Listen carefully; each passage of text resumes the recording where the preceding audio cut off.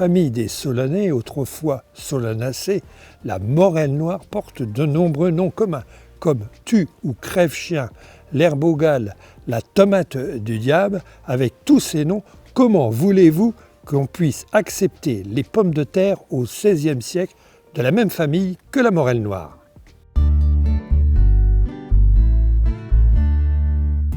Si on n'a pas voulu de la pomme de terre au XVIe siècle, c'est qu'elle fait partie de la même famille que la morelle noire.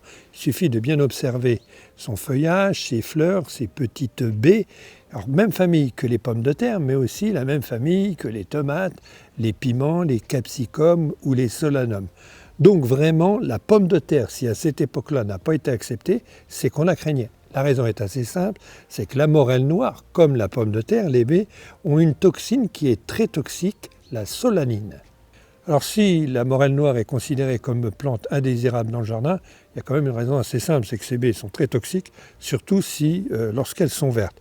Un enfant qui absorberait une baie risque d'avoir des gros soucis de diarrhée. Alors la chance que nous avons avec cette plante, et c'est vrai pour d'autres solanacées, lorsque les fruits sont mûrs, sont noirs, comme par exemple sur cette plante, le fruit noir n'est plus toxique ou nettement moins toxique. Alors c'est la raison pour laquelle les oiseaux absorbent ces petites baies lorsqu'elles sont bien mûres, et ce sont les oiseaux qui iront reproduire les solanacées, la morelle noire, à travers les fientes. Il faut que les graines passent à travers les fientes des oiseaux pour ensuite que les graines puissent germer.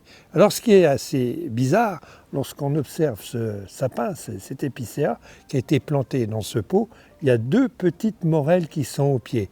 Et assurément, ce sont peut-être des mésanges, un merle par exemple, qui a lâché ses fientes au pied et qui depuis, il y a deux petites morelles qui poussent au pied.